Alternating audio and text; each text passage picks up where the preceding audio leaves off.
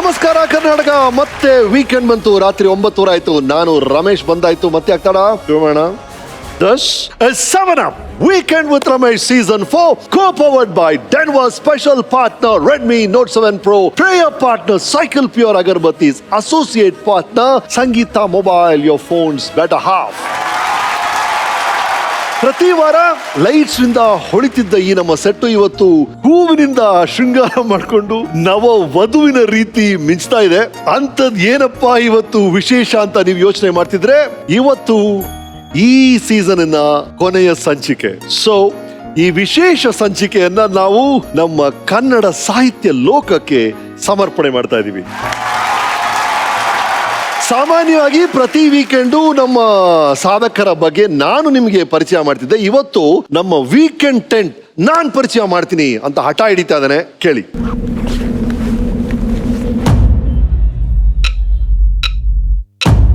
ಸಿನಿಮಾಗೆ ಆಸ್ಕರ್, ಶೌರ್ಯಕ್ಕೆ ಪರಮವೀರ ಚಕ್ರ, ಕ್ರೀಡೆಗೆ ಅರ್ಜುನ ಪ್ರಶಸ್ತಿ, ಭಾರತೀಯ ಸಾಹಿತ್ಯದ ಮಹಾನ್ ಸಾಧನೆಗೆ ದೊರೆಯುವ ಅತ್ಯುನ್ನತ ಗೌರವ ಜ್ಞಾನಪೀಠ ಪ್ರಶಸ್ತಿ.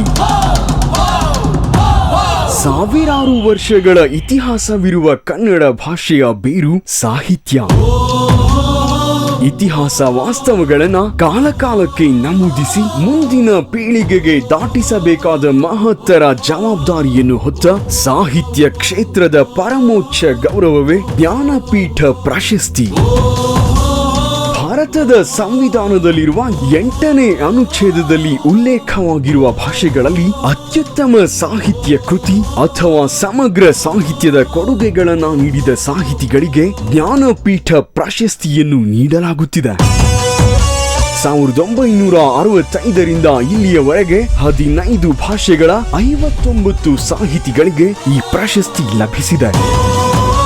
ನಮ್ಮ ಕನ್ನಡದಲ್ಲಿ ರಾಷ್ಟ್ರ ಕವಿ ಕುಪ್ಪಳ್ಳಿ ವೆಂಕಟಪ್ಪ ಪುಟ್ಟಪ್ಪ, ದತ್ತಾತ್ರೇಯ ರಾಮಚಂದ್ರ ಬೇಂದ್ರೆ, ಕೋಟಾ ಶಿವರಾಮ ಕಾರಂತ, ಮಾಸ್ತಿ ವೆಂಕಟೇಶ ಅಯ್ಯಂಗಾರ್, ವಿನಾಯಕ ಕೃಷ್ಣ ಗೋಕಾಕ್, UR ಅನಂತಮೂರ್ತಿ, ಗಿರೀಶ್ ಕಾರ್ನಾಡ್, ಡಾಕ್ಟರ್ ಚಂದ್ರಶೇಖರ ಕಂಬಾರರು ಸೇರಿ 8 ಜನ ಸಾಹಿತಿಗಳಿಗೆ ಜ್ಞಾನಪೀಠ ಪ್ರಶಸ್ತಿ ಲಭಿಸಿದ್ದು, ಈ ಮೂಲಕ ಕನ್ನಡವು 2ನೇ ಅತಿ ಹೆಚ್ಚು ಜ್ಞಾನಪೀಠ ಪ್ರಶಸ್ತಿ ಪಡೆದ ಭಾಷೆಯಾಗಿದೆ. ಕನ್ನಡ ಸಾಹಿತ್ಯದ ಈ ಅಷ್ಟ ದಿಗ್ಗಜರಲ್ಲಿರುವ ಜೀವಂತ ದಂತಕಥೆ ಡಾಕ್ಟರ್ ಚಂದ್ರಶೇಖರ ಕಂಬಾರರು ನಮ್ಮ ವೀಕೆಂಡ್ ವಿತ್ ರಮೇಶ್ ಕಾರ್ಯಕ್ರಮಕ್ಕೆ ಬಂದು ಸಾಧಕರ ಕುರ್ಚಿಯನ್ನು ಅಲಂಕರಿಸುತ್ತಿರುವುದು ನಮಗೆಲ್ಲರಿಗೂ ಹೆಮ್ಮೆಯ ವಿಷಯ. ಸ್ವಾಗತಿಸಿ ಜ್ಞಾನಪೀಠ ಪ್ರಶಸ್ತಿ ಪುರಸ್ಕೃತರು ನಮ್ಮ ರಾಜ್ಯದ ಹೆಮ್ಮೆ ಡಾಕ್ಟರ್ ಚಂದ್ರಶೇಖರ್ ಕಂಬಾರ್ ಅವರು.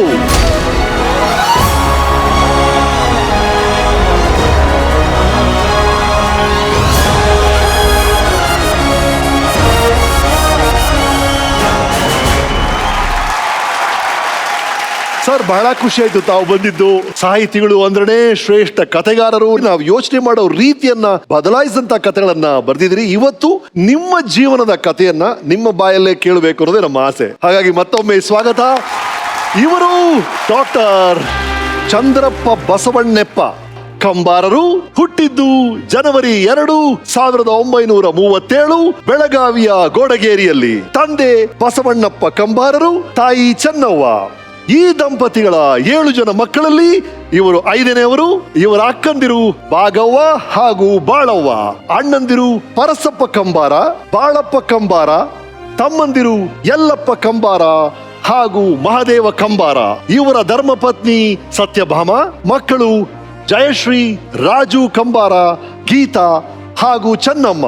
ಧಾರವಾಡ ವಿಶ್ವವಿದ್ಯಾಲಯದಿಂದ MA ಪದವಿ ಪಡೆದು ಉತ್ತರ ಕರ್ನಾಟಕದ ಜಾನಪದ ರಂಗಭೂಮಿಯ ಬಗ್ಗೆ PhD ಮಾಡಿ ಬೆಳಗಾವಿಯ ಲಿಂಗರಾಜು ಕಾಲೇಜಿನಲ್ಲಿ ಅಧ್ಯಾಪಕ ವೃತ್ತಿ ಆರಂಭಿಸಿ 1968ರಿಂದ 71ರವರೆಗೆ ಶಿಕಾಗೋ ಯೂನಿವರ್ಸಿಟಿಯಲ್ಲಿ ಕನ್ನಡ ಅಧ್ಯಾಪಕರಾಗಿ 1971ರಲ್ಲಿ ಬೆಂಗಳೂರು ವಿಶ್ವವಿದ್ಯಾಲಯದ ಪ್ರಾಧ್ಯಾಪಕರಾಗಿ ಕಾರ್ಯನಿರ್ವಹಿಸಿ 1999ರಲ್ಲಿ ನಿವೃತ್ತರಾಗುತ್ತಾರೆ. ನಂತರ 1991ರಿಂದ 97ರವರೆಗೆ ಹಂಪಿ ಕನ್ನಡ ವಿಶ್ವವಿದ್ಯಾಲಯದ ಉಪಕುಲಪತಿಗಳಾಗಿ 1997ರಿಂದ 2000ವರೆಗೆ ಕೇಂದ್ರ ನಾಟಕ ಅಕಾಡೆಮಿಯ ಅಧ್ಯಕ್ಷರಾಗಿ, ರಾಷ್ಟ್ರೀಯ ನಾಟಕ ಶಾಲೆಯ ಚೇರ್ಮನ್ ಆಗಿ, ಪ್ರಸ್ತುತ ಕೇಂದ್ರ ಸಾಹಿತ್ಯ ಅಕಾಡೆಮಿಯ ಅಧ್ಯಕ್ಷರಾಗಿ ಸೇವೆ ಸಲ್ಲಿಸುತ್ತಿದ್ದಾರೆ. ಕನ್ನಡದ ಅಗ್ರಗಣ್ಯ ಸಾಹಿತಿಗಳಲ್ಲಿ ಒಬ್ಬರು ಇವರು. 27 ನಾಟಕಗಳು, 6 ಕಾದಂಬರಿಗಳು, 11 ಕವನ ಸಂಕಲನಗಳು, 16 ಸಂಶೋಧನಾ ಕೃತಿಗಳು ಹಾಗೂ ಒಂದು ಮಹಾಕಾವ್ಯವನ್ನು ಸಾಹೇಬರು ಬರೆದಿದ್ದಾರೆ. ಸಾಹಿತ್ಯ ಮಾತ್ರವಲ್ಲದೆ ಕನ್ನಡ ಚಿತ್ರರಂಗದಲ್ಲಿ ನಿರ್ದೇಶಕರಾಗಿ, ನಟರಾಗಿ, ಸಂಗೀತ ಸಂಯೋಜಕರಾಗಿ ಗುರುತಿಸಿಕೊಂಡಿದ್ದಾರೆ. ಜೊತೆಗೆ ಹಲವಾರು ಸಾಕ್ಷಿ ಚಿತ್ರಗಳು, ಧಾರಾವಾಹಿಗಳನ್ನು ನಿರ್ದೇಶಿಸಿದ್ದಾರೆ. ಇವರ ನಾಟಕ ಹಾಗೂ ಕಾದಂಬರಿಗಳು ಸಿನಿಮಾಗಳಾಗಿ ರಾಜ್ಯ ಹಾಗೂ ರಾಷ್ಟ್ರ ಪ್ರಶಸ್ತಿಗಳನ್ನ ಪಡೆದಿವೆ.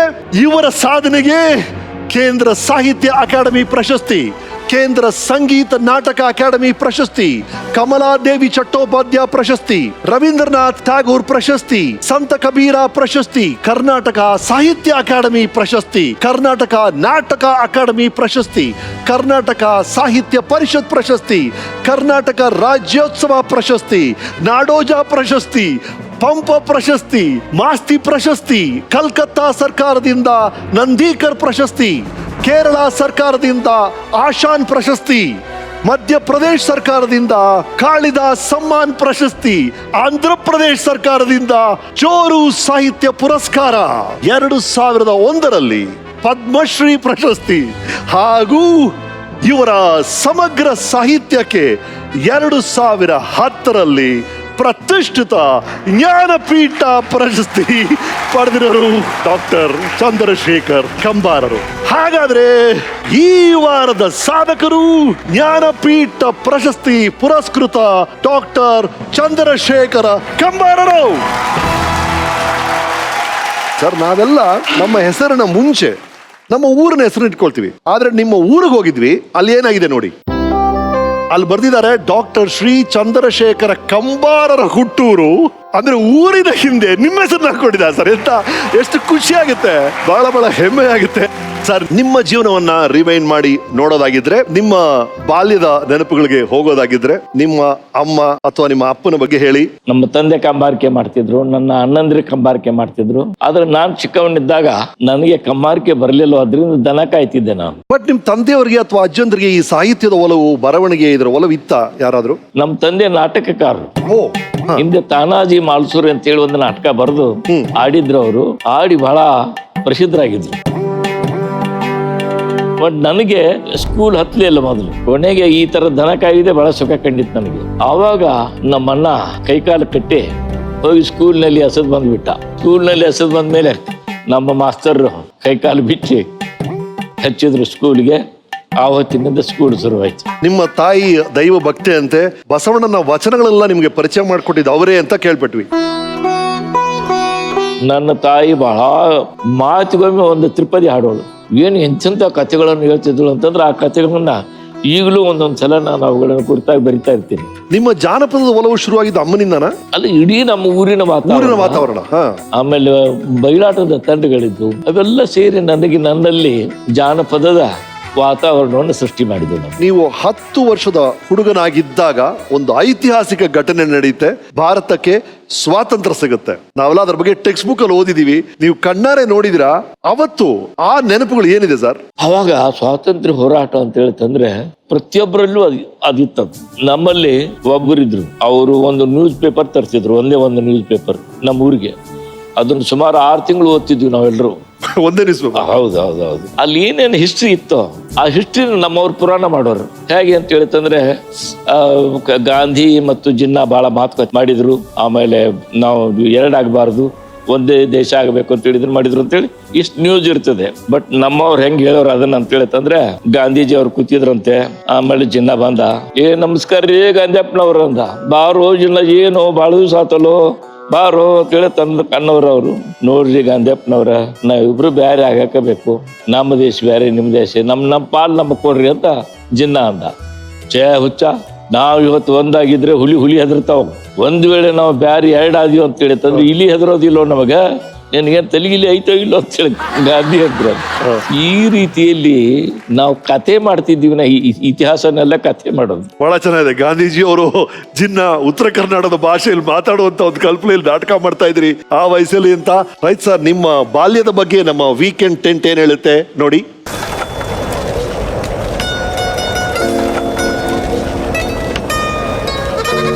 ಚಂದ್ರು ಹೆಂಗದೀಪ, ಆರಾಮದಿ? ಏನಪ್ಪಾ ಚಂದ್ರಶೇಖರ, ಚೆನ್ನಾಗಿದ್ಯಾ? ಚಂದ್ರು ಬಾ ಆಟ ಆಡಕ್ ಹೋಗೋಣ. ನೀರಲ್ಲಿ ಕಾಯಿಗಿದ ಹೊರ್ಕೊಂಡ್ ಬರೋನು. ಹೊಳಿ ನೀರ್ ಇಳ್ದೈತಿ, ಬಾ ಹೋಗೋಣ. ಬಾ ದವಡ ಹೊಳಿ ದಂಡಿಗೆ ಗೋಟಿ ಆಡೋದ, ಚಿನ್ನಿ ಪನಿ ಆಡೋದ. ಮೊದಲಿಂದ ನಾವು ನೀವು ಕೂಡಿ 54-55 ಇರಾಗ ನೀ ಸಾಲಿಂದ ಸೂಟಿ ಇಲ್ಲಿ ಬರ್ತಿದ್ಯಲ್ಲ, ಆ ಸೂಟಿ ಬಂದಾಗ ಇಲ್ಲಿ ನೀವು ಕುಸ್ತಿ ಹಿಡಿಯುವಾಗ ಕುಸ್ತಿ ಒಳಗೆ ಬಿದ್ದು ಕೂಡ ಒಮ್ಮೆ ಮೈ ಪರಿಸ್ತಿದ್ಯಲ್ಲ, ಮಂಚದಾಗ ಒಮ್ಮೆ ಬಿದ್ದು ಕಾಲಿ ಪಟ್ಟು ಹಚ್ಕೊಂಡಿದ್ದಿ. ನಮ್ ಜೋಡಿ ಶಿಟ್ ಮಾಡಿ ಒಂದು ವಾರ ಮಾತಾಡ್ಲಿಲ್ಲ ಅಂತ ಅಂದ್ಕೊಳ್ಳೆ ಕಡಿಕ ನಿಮ್ಮ ಮಾಮವ್ರ ಕರೆಸಿ ನಮ್ಮ ಇಬ್ಬರನ್ನು ಒಂದು ಆತ್ಮೀಯರಪ್ಪ ಹಿಂಗೆ ಇರಬಾರ್ದಂತ ಕಳಿಸಿ ಕೂಡಿಸಿ ಗೆಳೆತನ ಬೆಳೆಸಿಬಿಟ್ರು.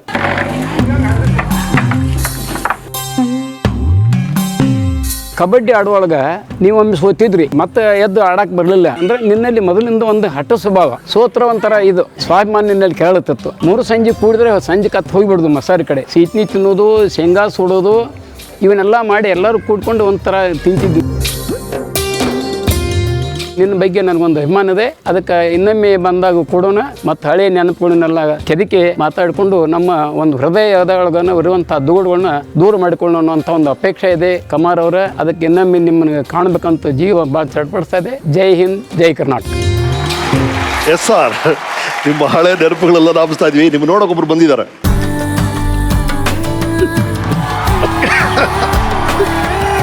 ಬರೀ ಬಸಂತ್ ಅವರು ಬಂದಿದ್ದಾರೆ. 60 ವರ್ಷದ ಸ್ನೇಹ ಅಂತ ಹೇಳ್ತಾ ಇದ್ರು ಅವರು. ಹೇಳಿ ಸರ್, ನಿಮಗಿರೋ ನೆನಪುಗಳು.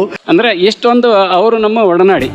ಅವರು ಅನ್ನೋದಕ್ಕಿಂತ ಚಂದ್ರಣ್ಣ ಅನ್ನೋದು ಭಾಳ ನಮಗೆ ಅಭಿಮಾನ ಇತ್ತು ಮೊದಲು. ಕಾರಣ ಅಂದ್ರೆ ಏಕವಚನದಾಗಿರೋ ಆತ್ಮೀಯತೆ, ಅಭಿಮಾನ ಬಹುಚಂದಾಗಿ ಇರುದಿಲ್ಲ, ಕಪ್ಪಡ್ತನ. ಒಂದ್ಸಲ ನಾನು ಅಮೆರಿಕಕ್ಕೆ ಹೋಗಿ ಬಂದೆ. ಅಮೆರಿಕಕ್ಕೆ ಹೋಗಿ ಬಂದ್ಮೇಲೆ ಎಲ್ಲಾರು ಹಂಗ ಸಾಹೇಬ್ರ ಇವನು ಕರಿತಿದ್ದ. ಆಮೇಲೆ ಒಂದು ದಿವಸ ಯಾರು ಇಲ್ದಲ್ಲಿ ನಾನು ಕರ್ಕೊಂಡು ಹೋಗಿ ಚಂದ್ರು ಅಂತೀನಿ, ಚಂದ್ರ ಅಂತೀನಿ ಅಂತ.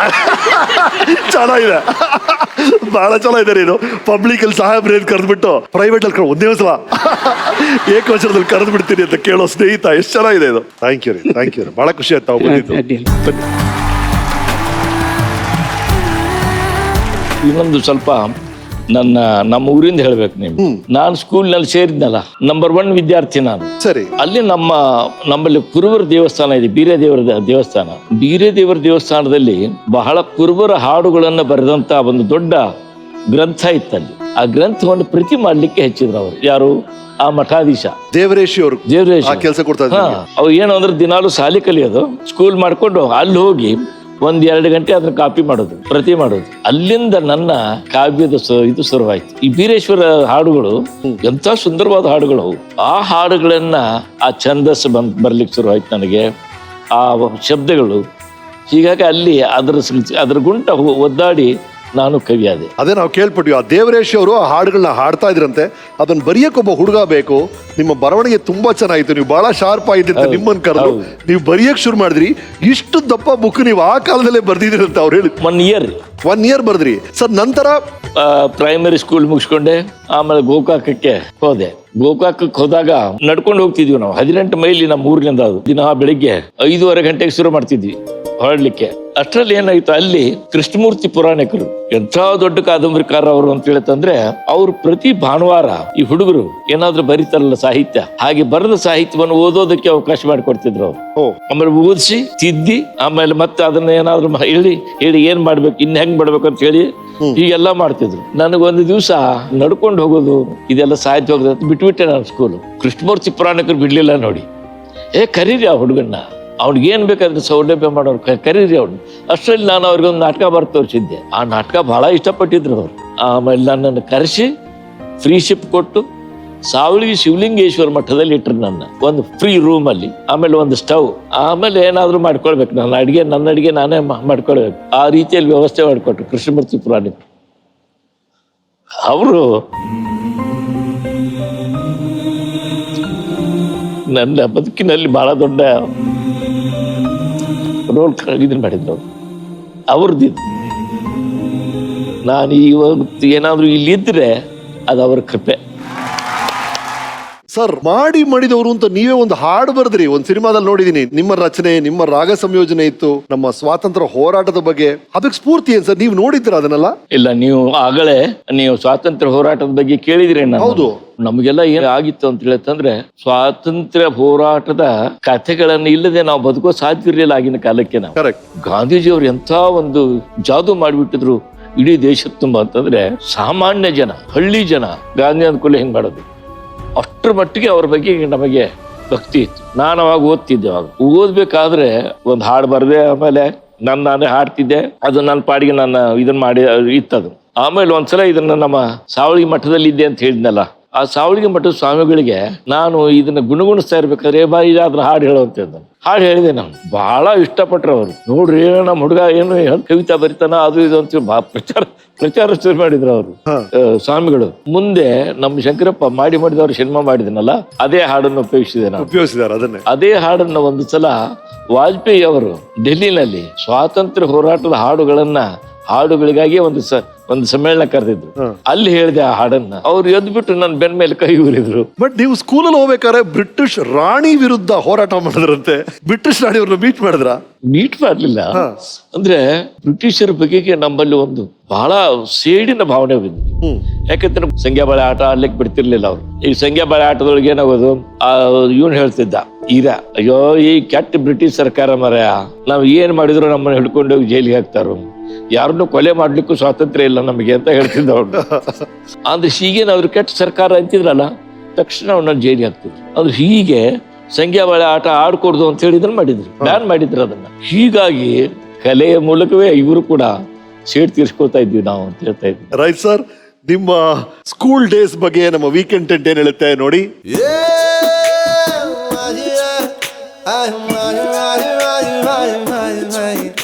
ಅವರು ನಾವು ಇಲ್ಲೇ ಕನ್ನಡ ಶಾಲೆ ಒಳಗೆ, ಗೋಡ್ಗೇರಿ ಕನ್ನಡ ಶಾಲೆ ಒಳಗೆ ಕೂಡಿ ಶಾಲೆ ಕಲ್ತವ್ರು. ಎಲ್ಲರೂ ಕೂಡಿ ಆಟ ಆಡ್ತಿದ್ವು. ಸರಿಯಾಗಿ ಅವರು ನಾವು ಅಭ್ಯಾಸ ಮಾಡ್ತಿದ್ವು.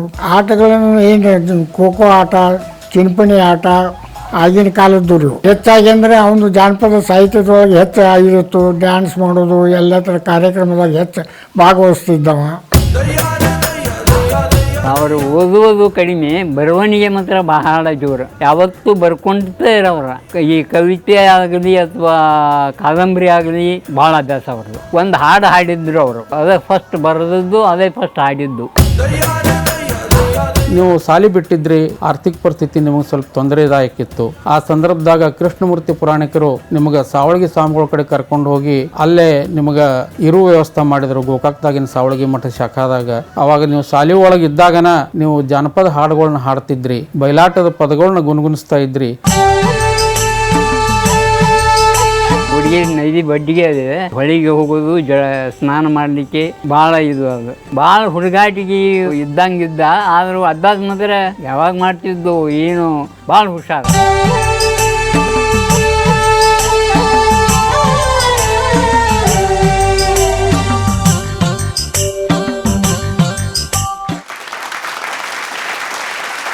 ಎಸ್ ಸರ್, ಆ ದಿನಗಳು ಸಾವಿಗೆ ಮಠದಲ್ಲಿ ಓದ್ತೀರಿ, ನಂತರ ಲಿಂಗರಾಜಲ್ಲಿ PU ಕಾಲೇಜ್ ಓದ್ತೀರಿ. ಆ ದಿನಗಳ ಬಗ್ಗೆ ಈಗ ನಿಮ್ಮ ಮನಸ್ಸಲ್ಲಿರುವಂತಹ ನೆನಪುಗಳು ಏನೇನಿದೆ ಸರ್? ಇಲ್ಲಿ ಹೈಸ್ಕೂಲ್ ನಲ್ಲಿ ಇದ್ದೆ, ಗೋಕಾಕದಲ್ಲಿ.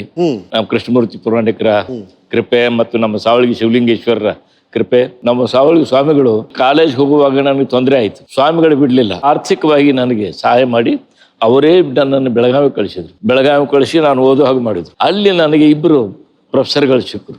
ಒಬ್ರು ಭೂಸೂರು ಮಠ, ಇನ್ನೊಬ್ರು AK ರಾಮಾನುಜನ್. ಇಬ್ರು ಬಹಳ ಅದ್ಭುತವಾದಂತ ಅಧ್ಯಾಪಕರು. ಅವರು ಭೂಸೂರು ಮಠ ನನಗೇನ್ ಮಾಡಿದ್ರು ಅಂತ ಹೇಳಿತಂದ್ರೆ, ಅವರು ವಚನ ಸಾಹಿತ್ಯವನ್ನ ಎಡಿಟ್ ಮಾಡ್ತಾ ಇದ್ರು. ಅದರಲ್ಲಿ ತೊಡಗಿಸ್ಕೊಂಡ್ಬಿಟ್ರು. ಅದು ನಾನು ಬಹಳ ಸಹಾಯ ಮಾಡಿದ್ರು.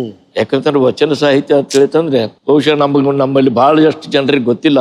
ಅದು ಪ್ರಪಂಚದ ಕೊನೆ ಪಕ್ಷ ಒಂದು 10 ವಿಶ್ವವಿದ್ಯಾಲಯಗಳಲ್ಲಾದ್ರೂ ಟೆಕ್ಸ್ಟ್ ಬುಕ್ ಆಗಿರ್ತದೆ. ಅದು ಅಷ್ಟು ಸುಪ್ರಸಿದ್ಧವಾದಂತ ವಚನ ಸಾಹಿತ್ಯ. ಅದನ್ನ ಆಳವಾಗಿ ಅಧ್ಯಯನ ಮಾಡ್ಲಿಕ್ಕೆ ಅವ್ರ ಸಹಾಯ ಸಿಕ್ಕಾಗಾಯ್ತು ನನಗೆ.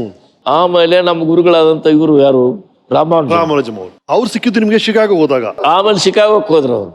ಅವ್ರು ಶಿಕಾಗೋಕ್ಕೆ ಹೋದ್ಮೇಲೆ ಮುಂದೆ ನನ್ನನ್ನು ಅವರೇ ಕರೆಸ್ಕೊಂಡ್ರು ಅಲ್ಲಿ. ಆಯ್ಸಿ ಸೊ ಇಲ್ಲಿ BA ಆದ್ಮೇಲೆ ಧಾರವಾಡದಲ್ಲಿ MA ಮಾಡ್ತೀರಿ. MA ಮಾಡಿದೆ. MA ಮಾಡಿದಾಗ್ಲೂ ಬಸವ ಮಠರು ನನ್ನ ಗುರುಗಳಾಗಿದ್ರು. ಆಮೇಲೆ MA ಆಗಿ ಇಲ್ಲಿ ಲಿಂಗರಾಜ್ ಕಾಲೇಜಿನಲ್ಲಿ ಮತ್ತೆ ಪ್ರೊಫೆಸರ್ ಆದೆ. ಒಂದು 2 ವರ್ಷ ಅಲ್ಲಿದ್ದೆ. ಅಷ್ಟರಲ್ಲಿ ಪದ್ಯ ಬರೀತಿದ್ದೆ ನಾವು. ವಿದ್ಯಾರ್ಥಿ ಆಗಿದ್ದಾಗ ಬೆಳಗಾಂನಲ್ಲಿ ಒಂದು ನಾಟಕ ಬರೆದೆ. ಆ ನಾಟಕವನ್ನು ಆಡಿದವ್ರು ಯಾರು ಗೊತ್ತೋ, ನಾಡಿಗರು ಶ್ರೀನಿವಾಸರಾವ್ ಬರೇ ಪ್ರೊಫೆಸರ್ಗಳೇ ಆಡಿದ್ದ ಆ ನಾಟಕ.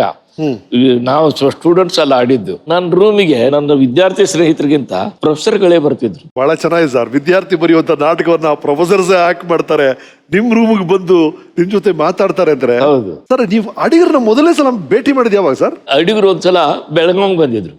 ನಮ್ಮ ಬೋರ್ಡಿಂಗ್ ನಲ್ಲಿ ಭಾಷಣ ಮಾಡಿದ್ರು.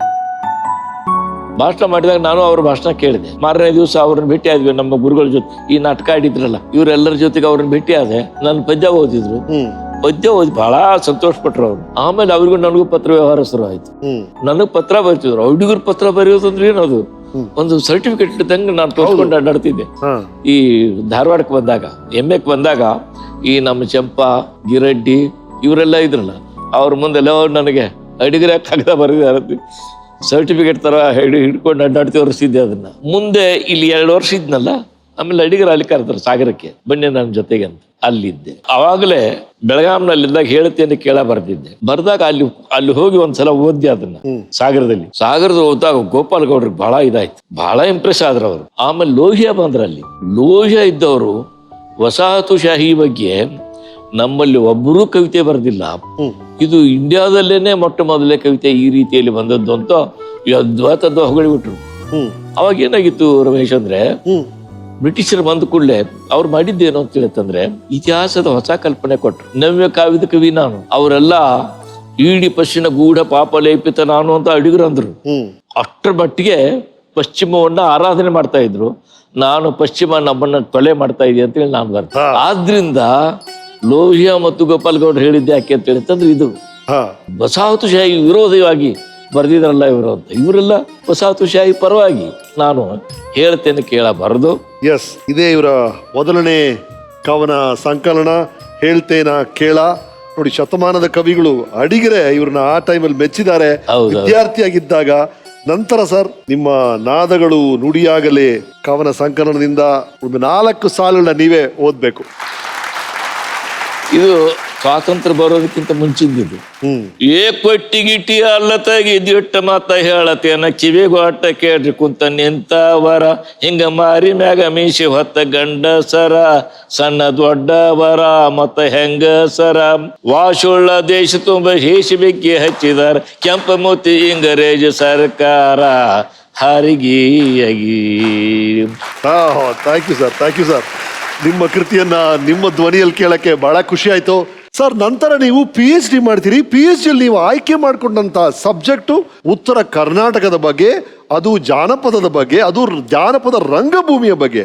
ಈ ಸಬ್ಜೆಕ್ಟ್ ನ ಆಯ್ಕೆ ಮಾಡ್ಕೊಳ್ಳೋ ಕಾರಣ ಅದು ಯಾವಾಗ ಅಂತ ಹೇಳಿತಂದ್ರೆ, ನಾನು ಅಮೆರಿಕಕ್ಕೆ ಹೋದಾಗ ಅಲ್ಲಿ ನಮ್ಮ ರಂಗಭೂಮಿಯ ಬಗ್ಗೆನೆ ಬಹಳ ಅಸಹ್ಯವಾಗಿ ಮಾತಾಡ್ತಕ್ಕಂಥದ್ದು ಒಂದು ಇದಿತ್ತು. ಕರೆಕ್ಟ್ ಇದ್ದವನು ಒಂದು ಹೊಸ ಥಿಯರಿ ತಂದಿದ್ದ, ಡಿಸ್ಟೆನ್ಸ್ ಇರಬೇಕು. ಹೌದು, ಅಂದ್ರೆ ಅಲ್ಲಿ ಕೂತವ್ರ ಬಗ್ಗೆ ಮತ್ತು ಇಲ್ಲಿ ನಡೆಯೋ ನಾಟಕದ ಬಗ್ಗೆ ಇಲ್ಲಿ ಡಿಸ್ಟೆನ್ಸ್ ಇರಬೇಕು. ಡಿಸ್ಟೆನ್ಸ್ ಇಲ್ಲದೆ ಹೋದ್ರೆ ನಾಟಕ ಅಲ್ಲ. ಇದನ್ನ ಅವನೇ ಮೊದಲು ಹೇಳಿದ ಅಂತ ನಮ್ಮವರು ನಂಬಿದ್ವಿ. ಬಯಲಾಟದ ಬಗ್ಗೆ ಬರೀರಿ ತಂದಾಗ ನಾನು ಹೇಳಿದ್ದು, ಡಿಸ್ಟೆನ್ಸ್ ಥಿಯರಿ ಇದೆಯಲ್ಲ, ಇದನ್ನ ಮೊಟ್ಟ ಮೊದಲು ಹೇಳಿದವರು ಭಾರತದವರು ಅಂತ. ಭಾರತದವರು ಅಂತಂದಾಗ ಎಲ್ಲರೂ ಹೆಂಗೆ ಹೆಂಗೆ ಹೆಂಗೆ ಅಂತ. ಈಗ ನೀವು ರಸ್ತೆದೊಳಗೆ ಒಬ್ಬ ಹೆಣ್ಮಗಳ ಮೇಲೆ ಯಾರಾದ್ರೂ ಕೈ ಮಾಡಿದ್ರೆ ನೀವೇನ್ ಮಾಡ್ತೀರಿ? ಹೋಗಿ ಅವ್ನ ಕೆನ್ನೆಗೆ ಒಂದು ಏಟ್ ಹೊಡಿತೀರಿ. ಅಂದ್ರೆ you also participate in the action. ಆದ್ರೆ ನಾಟಕದಲ್ಲಿ ಈ ದ್ರೌಪದಿ ಸೀರೆಯನ್ನ ದುಶಾಸನ ಸೆಳಿತಿರ್ತಾನೆ, ಯಾಕೆ ಸುಮ್ಮನೆ ಇರ್ತೀರಿ? ಅಲ್ಲಿ ರಸ್ತೆದಲ್ಲಿ ಸೀರೆ ಸೆಳೆದ್ರೆ ಹೋಗಿ ಹೊಡಿತೀರಿ. ಇಲ್ಲಿ ಯಾಕೆ ಸುಮ್ಮನೆ ಇರ್ತೀರಿ? ಯಾಕೆ ಹೇಳತ್ತಂದ್ರೆ, ಅಲ್ಲಿ ದ್ರೌಪದಿ ಹಾಡ್ಕೊಂಡು ಆಡ್ತಿರ್ತಾಳೆ, ಇವನು ಕುಣ್ಕೊಂಡು ಸೀರೆ ಸೆಳಿತಿರ್ತಾನೆ. ಈ ಹಾಡು ಮತ್ತು ನೃತ್ಯ ಇವು ದೇ ಕ್ರಿಯೇಟ್ ಡಿಸ್ಟೆನ್ಸ್. ಇದು ಆ ಬಯಲಾಟಪ್ಪ, ನಮ್ಮದಲ್ಲ ಇದು, ಬರೀ ಮನರಂಜನೆಗೆ ಇದು ಇದು ಬಯಲಾಟ, ಇದು ನಾಟಕ, ಇದು ನಮ್ಮದಲ್ಲ ಅಂತ ಹೇಳಿ ಗೊತ್ತಾಗ್ಬಿಡ್ತದೆ. ಇದು ನಾಟ್ಯಶಾಸ್ತ್ರದಲ್ಲಿದೆ. ಆದ್ರಿಂದ ನಾಟಕದಲ್ಲಿ ಡಿಸ್ಟೆನ್ಸ್ಗೆ ಎಲಿಮೆಂಟ್ ಅನ್ನ ಪ್ರಪಂಚಕ್ಕೆ ಕೊಟ್ಟವರು ಭಾರತೀಯರು. ಅದೇ ನಿಮ್ಮ ಡಾಕ್ಟರೇಟ್ ಮಾಡೋಂತ ಸಬ್ಜೆಕ್ಟ್? ಅದು ನನ್ನ ಸಬ್ಜೆಕ್ಟ್. ಇಲ್ಲಿಂದ ನನಗೆ ನಮ್ಮ ನಾಟಕಗಳ ಬಗ್ಗೆ ಆಸಕ್ತಿ ಹೋಗ್ತು. ಅಲ್ಲಿಂದ ಇಲ್ಲಿಗೆ ಬಂದ ಮೇಲೆ ಬೆಂಗಳೂರಿಗೆ ಬಂದಲ್ಲ, ನಾನೊಂದ್ಸಲ ಈ ಬಯಲಾಟದ ಬಗ್ಗೆ ಭಾಷಣ ಮಾಡಿದೆ. ಲಂಕೇಶ್ಗೆ ಬಹಳ ಹುರುಪ್ ಬಂತು, ನಾವೇನೋ ಮಾಡೋಣ ಅಂತ. ನಾನೊಂದು ನಾಟಕ ಬರ್ದೆ, ಆಮೇಲೆ ಅವನು ಇನ್ನೊಂದು ಬರ್ದ, ಈಡಿಪಸ್ ನಾಟಕ ಅನುವಾದ ಮಾಡಿದ ಅವನು. ಬಿ ಕಾರಂತರ ಕರೆಸಿದ್ವಿ ಡೆಲ್ಲಿಯಿಂದ. ಆಮೇಲೆ ಗಿರೀಶ್ ಇಲ್ಲಿ ಎಲ್ಲಿದ್ದ, ಮುಂಬೈದಲ್ಲಿದ್ದ. ನೀನು ಬಾರೋ ಅಂತ ಹೇಳ್ತಾ ಇದ್ದೀವಿ. ಅವನು ಜೋಕುಮಾರ್ ಸ್ವಾಮಿ ಒಳಗೆ ಆಡಿದ, ಆಮೇಲೆ ಈಡಿಪಸ್ ಒಳಗೆ ಆಡಿದ. 3 ನಾಟಕ ಆಡಿದ್ದು ಒಂದು ವಾರದಲ್ಲೇನೆ ಇಡೀ ದೇಶ ತುಂಬಾ ಸುದ್ದಿ ಆಯ್ತು. ಖಂಡಿತವಲ್ಲ, ಎಂತೆಂತ ಮೈಂಡ್ ಸರ್. ನೀವು ಲಂಕೇಶ್ ಅವರು, ಕಾರ್ನಾಡ್ ಅವರು, ಕಾರಂತರು ಎಲ್ರು ಸೇರಿ ಒಂದು ಕೆಲಸ ಮಾಡ್ತೀರಾ ಅಂದ್ರೆ ಎಷ್ಟು ಸೊಗಸಾಗಿರ್ಬೇಕು ಆ ಕಾಲದಲ್ಲಿ. ರೈಟ್ ಸರ್, ನಿಮ್ಮ ವೃತ್ತಿ ದಿನಗಳ ಬಗ್ಗೆ ನಮ್ಮ ವೀಕೆಂಡ್ ಟೆಂಟ್ ಏನ್ ಹೇಳುತ್ತೆ ನೋಡಿ. ಡಾಕ್ಟರ್ ಚಂದ್ರಶೇಖರ್ ಕಂಬಾರ್ ಹೊಸಗನ್ನಡ ಸಾಹಿತ್ಯದ ಸಾಮ್ರಾಟ. ಆತನ ಕೊಡುಗೆ ಕನ್ನಡ ಸಾಹಿತ್ಯದ ನಾನಾ ಕ್ಷೇತ್ರಗಳಿಗೆ ಅಮೂಲ್ಯವಾದದ್ದು. ಕಂಬಾರ ಕ್ಲಾಸ್ ನಡೀತಾ ಇದೆ ಅಂತ ಹೇಳಿದ್ರೆ ಎಲ್ಲರೂ ಬಂದು ಸೇರ್ತಿದ್ರು. ಎಲ್ಲರೂ ಅಡಿಗರು ಒಂದ್ಸಲ ಬಂದು ಕೂತಿದ್ರು. ಅದು ಬೇರೆ ಬೇಸ್ಟ್ಗಳು ಬರೋದ್ರ ಜೊತೆಗೆ ಅಡಿಗರು ಸಹ ಒಂದ್ಸಲ ಬಂದು ಕೂತು ನಾನು ಕಣ್ಣಾರೆ ಕಂಡಿದ್ದೆ. ಅಂತ ಅದ್ಭುತವಾದ ಪಾಠ ಮಾಡ್ತಕ್ಕಂಥ ಶಕ್ತಿ ಅವರಿಗಿತ್ತು. ನಾನು ಚಂದ್ರಶೇಖರ್ ಕಂಬಾರ್ ಸುಮಾರು ಅರ್ಧ ಶತಮಾನದ ಸ್ನೇಹಿತರು. ಅವರು ಉತ್ತರ ಕರ್ನಾಟಕದಿಂದ ಬೆಂಗಳೂರಿಗೆ ಬಂದ ಸಂದರ್ಭದಲ್ಲಿ ಬೆಂಗಳೂರು ವಿಶ್ವವಿದ್ಯಾಲಯದಲ್ಲಿ ನಾನು ಅವರು ಸುಮಾರು 30 ವರ್ಷ ಸಹೋದ್ಯೋಗಿಗಳಾಗಿ ಇದ್ವಿ. ಕೇಂದ್ರ ಸಾಹಿತ್ಯ ಅಕಾಡೆಮಿಯಲ್ಲಿ ನಾನು ಅವರು ಒಟ್ಟಿಗೆ ಕೆಲಸ ಮಾಡುವಾಗ ಸುಮಾರು 5 ವರ್ಷಗಳ ಕಾಲ ಅನೇಕ ಆಪ್ತ ಕ್ಷಣಗಳನ್ನು ನಾನು ಮೇಷ್ಟ್ರ ಜೊತೆ ಕಳೆದೆ. ನಮ್ಮ ಮೇಷ್ಟ್ರು ಈ ನೆಲದ ಸತ್ವವನ್ನು ತಮ್ಮ ಕೃತಿಗಳ ಮೂಲಕ ಪ್ರಕಟಪಡಿಸಲಿಕ್ಕೆ ಪ್ರಯತ್ನ ಪಡ್ತಿರುವಂತಹ ತುಂಬ ವಿಶಿಷ್ಟವಾದ ನೆಲ ಸಂವೇದನೆಯ ಲೇಖಕ ಇವರು. ಆ ಟೈಮ್ದಲ್ಲಿ ಕನ್ನಡ ಅವರ ಕಲಿಸೋದು, ಆ ಕ್ಲಾಸಿಗೆ ವಿಶೇಷ ಕೊಂಡದ್ದು ಕಡಿಮೆ, ಎಲ್ಲರೂ ಬಂಕ್ ಹೊಡಿತಿದ್ರು. ಇವರು ಕ್ಲಾಸ್ ಇದೆ ಅಂದ್ರೆ ಚಂದ್ರಶೇಖರ್ ಕಂಬಾರ್ ಬೇರೆ ಬೇರೆ ವಿಷಯ ತಗೊಂಡು ಹುಡುಗರು ಅಲ್ಲಿ ಮರಾಠಿ ಇರಲಿ, ಯಾವುದೋ ಮೀಡಿಯಂ ಉರ್ದು ಇರಲಿ, ಅವರೆಲ್ಲ ಬಂದು ಇಡೀ ಕ್ಲಾಸಿಗೆ ಜಾಗ ಸಿಗ್ತಿರ್ಲಿಲ್ಲ. ರೂಮ್ನಲ್ಲಿ ಅಷ್ಟು ಜನ ಕೂಡ್ತಿದ್ರಂತೆ. ಧರ್ಮಸ್ಥಳದಲ್ಲಿ ನಡೆದಂತಹ ಅಖಿಲ ಭಾರತ 51ನೇ ಕನ್ನಡ ಸಾಹಿತ್ಯ ಸಮ್ಮೇಳನದಲ್ಲಿ ಚಂದ್ರಶೇಖರ್ ಕಂಬಾರ್ ಅವರು ಕವಿಗೋಷ್ಠಿಯ ಅಧ್ಯಕ್ಷರಾಗಿ ಒಂದು ಕವಿತೆಯನ್ನು ರಚಿಸಿ ಹಾಡಿದರು. ಅದು ಜನರ ನಾಲಿಗೆಯಲ್ಲಿ ಈಗಲೂ ನುಡಿಯತಕ್ಕಂತಹ ಸುಪ್ರಸಿದ್ಧವಾದಂತಹ ಮಾವೋತ್ಸೆ ತುಂಗ. ನಮ್ಮಲ್ಲಿ ದೊಡ್ಡ ನಾಟಕಕಾರರಿದ್ದಾರೆ, ಕನ್ನಡ ಸಾಹಿತ್ಯದಲ್ಲಿ ಶ್ರೇಷ್ಠ ಕಾದಂಬರಿಕಾರರಿದ್ದಾರೆ, ನಾನಾ ವಿಶ್ವವಿದ್ಯಾಲಯದಲ್ಲಿ ಕುಲಪತಿಯಾದವರು ಇದ್ದಾರೆ, ತಾವು ರಚಿಸಿದ್ದನ್ನು ತಾವೇ ಹಾಡತಕ್ಕಂಥವರು ಇದ್ದಾರೆ. ಆದರೆ ಇವೆಲ್ಲವೂ ಆಗಿರುವ ಒಬ್ಬನೇ ವ್ಯಕ್ತಿ, ಏಕೈಕ ವ್ಯಕ್ತಿ, ಮಹಾ ಪ್ರತಿಭಾಶಾಲಿ ಅಂದರೆ ಚಂದ್ರಶೇಖರ್ ಕಂಬಾರ್. ಮತ್ತೆ ನೋಡಿದಾಗಲೂ ಕೂಡ ನೀವು ನಮ್ಮ ಕನ್ನಡದ ಮಾತ್ರವಲ್ಲ, ಇಡೀ ನಾಡಿನ ಬಹಳ ದೊಡ್ಡ ಲೇಖಕರಲ್ಲಿ ಒಬ್ಬರಾಗಿ ನಮ್ಮ ಕಣ್ಣೆದುರುಗಡೆನೆ ಬೆಳೆದು ಬಂದಂಥ ಒಂದು ಸಂಗತಿ ಇದೆಯಲ್ಲ, ಅದನ್ನು ನಾನು ಸೃಜನಶೀಲತೆಯ ಪರಿಣಾಮವಾದ ಒಂದು ವಿಸ್ಮಯ ಅಂತ ನಾನು ಅಂದ್ಕೊಂಡಿದ್ದೇನೆ. ಸೂರ್ಯನ ಥರ ಹೊಳೆಯು. ಧಾರವಾಡದ ನಂತರ ಉಡುಪಿಯಲ್ಲಿ ಪೂರ್ಣ ಪ್ರಜ್ಞಾ ಕಾಲೇಜಲ್ಲಿ ಕೆಲಸ ಮಾಡ್ತೀರಿ. ನಂತರ ಸಾಗರದಲ್ಲಿ ಲಾಲ್ ಬಹದ್ದೂರ್ ಶಾಸ್ತ್ರಿ ಕಾಲೇಜಲ್ಲಿ ಕೆಲಸ ಮಾಡ್ತೀರಿ. ಅಲ್ಲಿಂದ ಏಕರ್ ರಾಮಾನುಜಂ ಅವರು ಕರೆದ್ರು ಅಂತ ಶಿಕಾಗೋಗೆ ಹೋಗ್ತೀರಿ. ಶಿಕಾಗೋಗೆ ಹೋದ್ಮೇಲೆ ಸರ್ ಅಲ್ಲಿನ ದಿನಗಳು, ಎ.ಕೆ. ರಾಮಾನುಜಂ ಅವರ ಜೊತೆ ಒಡನಾಟ, ಆ ದಿನಗಳ ಬಗ್ಗೆ ಹೇಳಿ ಸರ್. ಎ.ಕೆ. ರಾಮಾನುಜನ್ ಅಲ್ಲಿ ಸುಮಾರು 25 ವರ್ಷಕ್ಕೊಂದ್ಸಲನೋ ಅಥವಾ 15 ವರ್ಷಕ್ಕೊಂದ್ಸಲನೋ ದ ಬೆಸ್ಟ್ ಟೀಚರ್ ಅಂತ ಒಂದು 100 ಜನ ಅಧ್ಯಾಪಕರನ್ನು ಆರಿಸ್ತಾರೆ. ಅದರಲ್ಲಿ ರಾಮಾನುಜನ್ 26ನೇ ಅವರು. ವಾವ್. ಅವ್ರ ಶಿಷ್ಯರಾಗೋದು ಅಂತ ಹೇಳಿತಂದ್ರೆ ಅದೊಂದು ಪುಣ್ಯ. ನಮ್ಗೇನು ಅಂತ ಹೇಳಿ, ನನಗೆ ವಾರಕ್ಕೆ 3 ಕ್ಲಾಸು, ಅವ್ರಿಗೆ ಬಂದು 2 ಕ್ಲಾಸ್. ಅವರೇ ಹೆಡ್ ಆಫ್ ದ ಡಿಪಾರ್ಟ್ಮೆಂಟ್. 10:30 ಸಂಜೆ 5 ಗಂಟೆ ತನಕ ನನಗೆ ಕೊರಿತಿದ್ರು ನೋಡಿ. ಏನ್ ಬಾಳ್ ಮಾತಾಡೋರು ಅವ್ರು. ಅದು ಎಷ್ಟು ಅಂತ ಹೇಳಿತಂದ್ರೆ ನನ್ನ ದೈವ, ಸುದೈವ. ಅದು ಯಾವುದೇ ನಮ್ಮ ಭಾರತದ ವಿದ್ಯಾರ್ಥಿಗಿಂತ ನನಗೊಂದು ಸ್ವಲ್ಪ ಜಾಸ್ತಿ ಗೊತ್ತಿದೆ ಅಂತೇಳಿ ನಾನು ಜಂಬ ಕೊಚ್ಕೊಳ್ಳೋದಕ್ಕೆ ಕಾರಣ ಏನು ಅಂತಂದ್ರೆ ರಾಮಾನುಜನ್ರ ಸಹವಾಸ. ಸರ್, ಈ ಅನುಭವಗಳ ನಂತರ ಒಬ್ಬ ಆದರ್ಶ ಶಿಕ್ಷಕ ಅಂದ್ರೆ ಹೇಗಿರ್ಬೇಕು ಸರ್? ನಿಮಗೊಂದು ಎಕ್ಸಾಂಪಲ್ ಹೇಳ್ತೀನಿ ನಾನು. ನನ್ನ ಕಲೀಗ್ ಒಬ್ಬ ಎಲ್ಲಿ ಶಿಕಾಗೋದಲ್ಲಿ, ಅವನು ಲಿಂಗ್ವಿಸ್ಟಿಕ್ ಪ್ರೊಫೆಸರ್. ಅವನು ಒಂದ್ ದಿವಸ ರಜೆ ತಗೊಳ್ಬೇಕಾಗಿತ್ತು, ಆದ್ರೆ ಆ ಹುಡುಗರಿಗೆ ಬರ್ತೀನಿ ಅಂತ ಹೇಳಿದ್ದಾರೆ. ಆ ಹುಡುಗರು ಬಂದಿರ್ತಾವೆ. ಆದ್ರಿಂದ ತನ್ನ ಪಾಠವನ್ನ ಟೇಪ್ ರೆಕಾರ್ಡರ್ ಮಾಡಿ, ನಾನು ಬರೋದಿಲ್ಲ ಇವತ್ತು, ದಯವಿಟ್ಟು ಕೇಳಿಸ್ಕೊಳ್ಳಿ, ಅಲ್ಲಿ ನಾನು ಹಚ್ಚಿ ಹೋಗಿರ್ತೇನೆ, 1 hour ಆದ ನಂತರ ನೀವು ಹೋಗಿ ನನ್ನ ಟೇಪ್ ರೆಕಾರ್ಡರ್ ತಗೊಂಡ್ ಬನ್ನಿ ಅಂತ ಅಂದ್ರು. ಆಯ್ತು, ಅವ್ರು ಹಚ್ಚಿಟ್ರು. ನೀವು ಹೋಗಿ ನನ್ನ ಕ್ಲಾಸ್ ಆದ್ಮೇಲೆ ನಾ ಅಲ್ಲಿ ಹೋಗ್ತೀನಿ, ನಾ ಹೋಗಿ ತರ್ತೀನಿ ಅದನ್ನ ಅಂತ. 1 ಗಂಟೆ ಅವರು ಟೇಪ್ ರೆಕಾರ್ಡರ್ ಇಟ್ಟರು, ಹೋದ್ರು. ಆಮೇಲೆ ನಾನು ಹೋದ್ರೆ ಆ ಕ್ಲಾಸಿನಲ್ಲಿ 18 ಹುಡುಗರು. ಅಲ್ಲಿ ನೋಡಿದ್ರೆ ಒಬ್ಬ ಹುಡುಗ ಇರ್ಲಿಲ್ಲ, 18 ಟೇಪ್ ರೆಕಾರ್ಡರ್ ಇದು. ಅವರು ರೆಕಾರ್ಡ್ ಮಾಡ್ಕೋತಾ ಇದ್ರು, ಅವ್ರ್ಯಾಕೆ ಕೇಳ್ಬೇಕು? ಅಂದ್ರೆ ಟೀಚಿಂಗ್ ಈ ರೀತಿಯಲ್ಲಿ ಯಾಂತ್ರಿಕ ಅಲ್ಲ, ಯಂತ್ರ ಅಲ್ಲ. ಅವರಲ್ಲಿ ವಿದ್ಯೆಯನ್ನು ಸೃಷ್ಟಿ ಮಾಡಬೇಕೇ ಹೊರತು ವಿದ್ಯೆಯನ್ನು ತುಂಬೋದಲ್ಲ. ನಾನು ಅದಕ್ಕೆ ಹೇಳಿದ್ದೆ ಏನು ಅಂತಂದ್ರೆ, ನಮ್ಮ ಕನ್ನಡ ವಿಶ್ವವಿದ್ಯಾಲಯದ ಗುರಿ ಏನು ಅಂತ ಹೇಳ್ತಂದ್ರೆ, ವಿದ್ಯೆ ಕಲಿಸೋದಲ್ಲ, ವಿದ್ಯೆಯನ್ನು ಸೃಷ್ಟಿ ಮಾಡೋದು. ಯಾವ ವಿದ್ಯೆಗಳು ಕನ್ನಡಕ್ಕೆ ಅಗತ್ಯವಾಗಿವೆಯೋ ಅಂತಹ ವಿದ್ಯೆಗಳನ್ನು ಸೃಷ್ಟಿ ಮಾಡೋದು. ವಾವ್, ವಿದ್ಯೆ ಅನ್ನೋದು ತುಂಬೋದಲ್ಲ, ಕಲಿಸೋದಲ್ಲ, ಸೃಷ್ಟಿ ಮಾಡೋದು. ಒಂದು ಅದ್ಭುತವಾದ ಮಾತನ್ನ ಸಾರ್ ಹೇಳಿದ್ದಾರೆ. ಜೂನ್ 5, 1964 ವಿಶ್ವ ಪರಿಸರ ದಿನ. ನೀವು ವಿಶೇಷವಾಗಿ ಆಚರಣೆ ಮಾಡಿದ್ರಂತೆ, ಅದರ ಬಗ್ಗೆ ಹೇಳ್ತೀರಾ?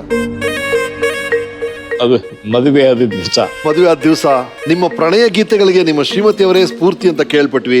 ಅರ್ಧಕ್ಕರ್ಧ ಸಾಹಿತ್ಯ ಅವ್ರ ಬಗ್ಗೆನೇ ಇದೆಯಲ್ಲ. ಅದಕ್ಕೆ ನಾವು ಹೀರೋಗಳು ಮಾಡುವಂತ ರೊಮ್ಯಾನ್ಸ್, ಈ ಮರ ಸುತ್ತೋದು ಒಂದನ್ನ ಬಿಟ್ಟು ಎಲ್ಲವನ್ನೂ ನೀವು ಮಾಡಿದಿರಾ ಅಂತ ಕೇಳ್ಪಟ್ವಿ. ಒಂದು ಮರ ಒಂದ್ ಸುತ್ತಲಿಲ್ಲ, ಪಾರಂಪರಿಕ ಮದುವೆಯಲ್ಲಿ ಏನೇನಿರ್ತದೆ ಅದೊಂದಾಗ್ಲಿಲ್ಲ. ಆದ್ರೆ ಉಳಿದದ್ದೆಲ್ಲ ನಮ್ಮಿಬ್ಬರ ಮಧ್ಯದಲ್ಲಿ ಅಂತ ಯಾವ ಸಂಕೋಚಗಳು ಇಲ್ಲ. ಪ್ರತಿನಿತ್ಯ ಜಗಳವನ್ನು ಮಾಡ್ತೀವಿ. ಯಾಕಂತ ಹೇಳಿತಂದ್ರೆ, ಜಗಳ ಮಾಡಿದ್ರೇನೆ ಲವ್ಲಿ ಆಗಿರ್ತವೆ ಅಂತ. ಅದಕ್ಕೋಸ್ಕರ ಸ್ವಲ್ಪ ಜಗಳ ಮಾಡ್ತಿರ್ತೇವೆ, ಮಕ್ಕಳಿಗೆಲ್ಲ ಸ್ವಲ್ಪ ಎಂಟರ್ಟೈನ್ಮೆಂಟ್ ಕೊಡ್ಲಿಕ್ಕೆ. ರೈಟ್ ಸರ್, ಅವರು ನಿಮ್ಮ ಬಗ್ಗೆ ಏನ್ ಹೇಳಿದ್ದಾರೆ ನೋಡಿ ನಮ್ಮ ವೀಕೆಂಡ್ ಟೆಂಟ್ ಅಲ್ಲಿ. ಸಾಗರಚ್ಚಿ ಮಗ ನಮ್ಮ ಯಜಮಾನ್ರಿ ಶಾಲಿ ಕಲಿಯುವಾಗ ನಮ್ಮ ಹುಡುಗಿ ಅದನ್ನ ಮಾಡ್ತಿಲ್ರಿ, ಕೊಡ್ಬೇಕಂತೇಳಿ ಆಸೆ ಮಾಡ್ರಿ. ಮತ್ತು ಬಂದು ಹೋಗಿ ಮಾಡೋಲ್ರಿ, ಅವ್ರ ಅಕ್ಕನ ಮನೆಗೆ ಬರ್ತಿದ್ರಿ, ಸೂಟಿ ಇದ್ದಾಗ ಬರ್ತಿದ್ರಿ. ಆಗ ನೋಡಿ ಕೊಡ್ಬೇಕಂತ ಹೇಳಿ ಮಾಡಿದ್ರಿ. ಅವು ಒಲಿವನಾನ ಮತ್ತು ಇದನ್ನ ಮಾಡಿ ಹಿರಿಯರು ಕೂಡಿ ಮಾಡಿದಾರೆ ನೋಡ್ರಿ. ಏನ್ರಿ ಸಾಹೇಬ್ರೆ, ನಾನು ಕಾಶವನ ಜೋಡಿ ಕೂತಾಗ ನೀವು ಬಗ್ಗೆ ನೋಡ್ಕೊಂಡು ಹೋಗ್ತಿದ್ರಿ. ನಾನು ತಕ್ಷಣ ಎದ್ದು ಹೋದಲ್ಲ, ಹಂಗೆ ನೋಡ್ತಾನೆ ಇದ್ರಿ. ಆ ಮೂಲೆಯಲ್ಲಿ ನಿಂತ್ಕೊಂಡು ಒಂದ್ಸಲ ದೀಪ ಇಡಕ್ಕೆ ಬಂದಾಗ ನೋಡ್ತಾ ಇರ್ತಿದ್ರಲ್ಲ. ಆಮೇಲೆ ನಾನೇ ಮಾತಾಡ್ಬೇಕು, ಬಂದೇನು ಮಾಮ, ಹೋದೇನು ಮಾಮ ಅಂತ ನಾನೇ ಮಾತಾಡ್ಬೇಕು. ನೀವೇನು ಮಾತಾಡ್ತಾನೆ ಇರ್ಲಿಲ್ಲಲ್ಲಪ್ಪ. ಗೋಕಾಕ ಪರೀಕ್ಷೆ ಆದ ಕೂಡಲೇ ಬಂದು ಬಿಡೋರಲ್ಲಪ್ಪ ನೀವು. ನಮ್ಮ ಸ್ಕೂಲ್ನಾಗ ಮಾಸ್ಟರ್ಗಳು ನಕ್ಕು ಬಿಡೋರು, ಹುಡುಗರು ಒಂಥರ ನಗುವು. ನನಗೆ ನಾಚಿಕೆ ಬಂದು ಬಿಡ್ತಿತ್ತು. ನಾನು ಕರ್ಕೊಂಡು ಅಡ್ಡಾಡಕ್ಕೆ ಹೋಗ್ತಿದ್ರಿ. ಮತ್ತು ಅಡವೆಪ್ಯಾಕ್ ಬರ್ತಾನೆ, ಅಡವೆಪ್ಯಾಕ್ ಅವ್ನು ಬರೋದು ಬೇಡವ ಅಂತಿದ್ರಿ.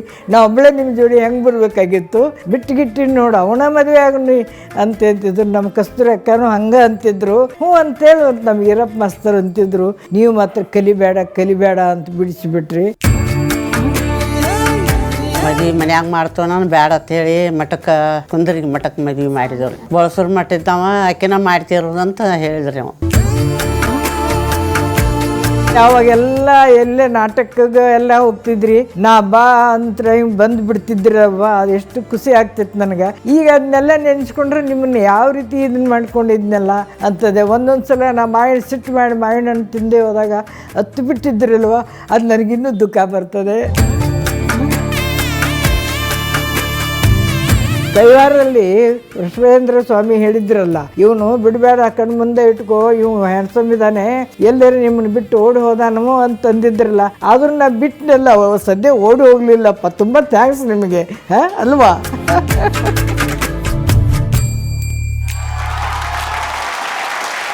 ರೈಟ್, ಅವ್ರ ಮಾತುಗಳನ್ನ ಕೇಳಿ ಬಹಳ ಖುಷಿ ಆಯ್ತು. ಅವರ ಮಾತುಗಳನ್ನ ನೇರವಾಗಿ ಕೇಳೋಣ. ಅಮ್ಮ ಬನ್ನಿ.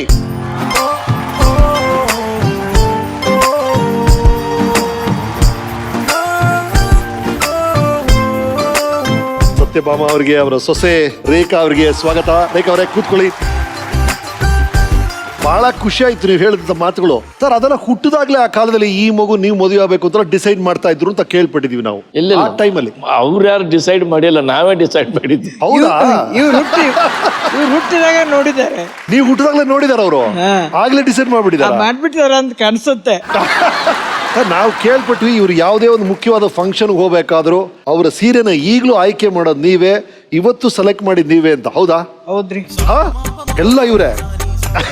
ಅಷ್ಟು ಕೆಲಸದಲ್ಲಿ ನನಗೆ ಆಶ್ಚರ್ಯ ಆಗತ್ತೆ. ಅದ ಮಾತ್ರ ನಂದು 7 ಜನ ಪುಣ್ಯ, ಗುರು ಹಿರಿಯರ ಪುಣ್ಯ ನನಗೆ. ಇವ್ರು ಈಗ ತಾನೇ ಹೇಳಿದ್ರು ತುಂಬಾ ಜಗಳ ಆಡ್ತಾರ ಅವರು ಅಂತ ನಿಮ್ ಜೊತೆ.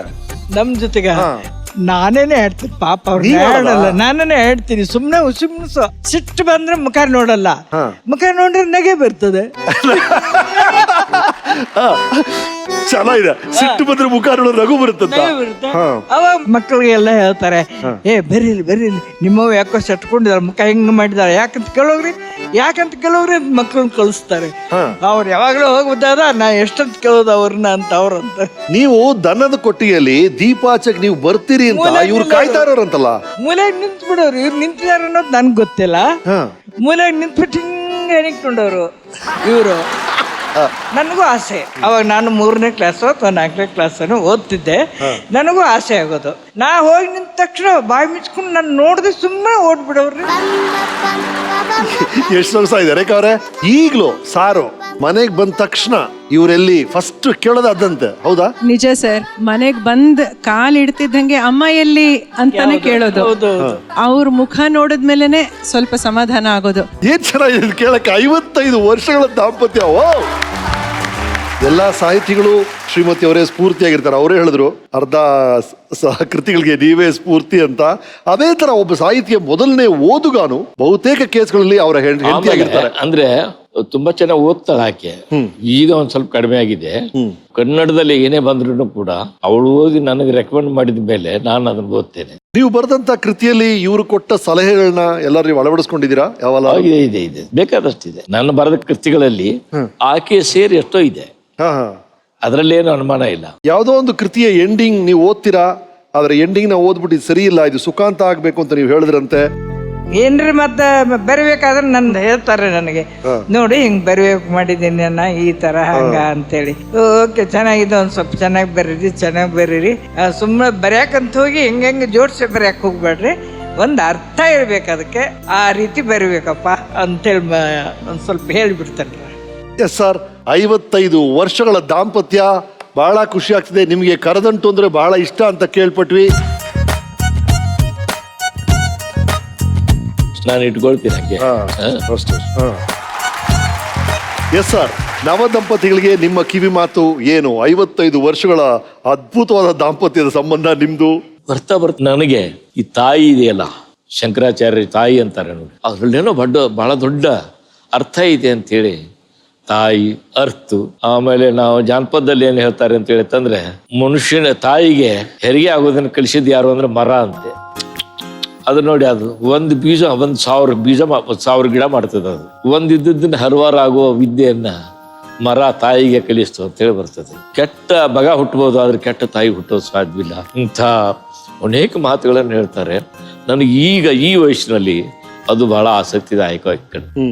ಆಮೇಲೆ ಪೃಥ್ವಿನಲ್ಲಿ ಮೊಟ್ಟ ಮೊದಲು ಹುಟ್ಟಿದ ಮರ ಅಂತೆ. ಇದು ದೇವತೆಗಳೇನೋ ಈ ಭೂಮಿ ಮೇಲೆ ಆಡ್ಲಿಕ್ಕೆ ಬಂದ ದೇವತೆಗಳ ಮಕ್ಕಳು. ಇಲ್ಲಿ ದೇವತೆಗಳು ಏನ್ ಹೇಳಿದ್ರು, ನೀವು ಸೂರ್ಯೋದಯ ಆಗೋದ್ರೊಳಗೆ ವಾಪಸ್ ಬರ್ಬೇಕು ಅಂತ ಹೇಳಿದ್ರು. ಆಮೇಲೆ ಈ ಮಕ್ಕಳು ಬೆಳದಿಂಗಳಿತ್ತು, ಬಹಳ ಚೆನ್ನಾಗಿ ಆ ದೇವತೆಗಳ ಮಕ್ಕಳೆಲ್ಲ ಆಡ್ಲಿಕ್ಕೆ ಶುರು ಮಾಡಿದ್ರು. ಸೂರ್ಯೋದಯ ಆಗ್ತಾ ಇದೆ, ಇನ್ನೂ ಬರ್ತಾ ಇಲ್ಲ ಮಕ್ಕಳು. ಅವ್ರು ಕರಿತಿದ್ದಾರೆ ದೇವತೆಗಳು, ಬರ್ರೋ ಸೂರ್ಯೋದಯ ಆಯ್ತು ಅಂತ. ಅಷ್ಟರಲ್ಲಿ ಸೂರ್ಯೋದಯ ಆಗಿಬಿಟ್ಟು ನೋಡಿದ್ರೆ ಮಕ್ಕಳೆಲ್ಲ ಬೇರ್ ಬಿಟ್ಬಿಟ್ಟಿದ್ರು. ಆ ಮಕ್ಕಳು ಬೇರ್ ಬಿಟ್ಟದ್ದು ಅವ್ರು ಸುರಿಸಿದ ಕಣ್ಣೀರೇ ಮಳೆ ಆಯ್ತು. ಬಿಟ್ಟು ನಿಟ್ಟುಸಿರೆ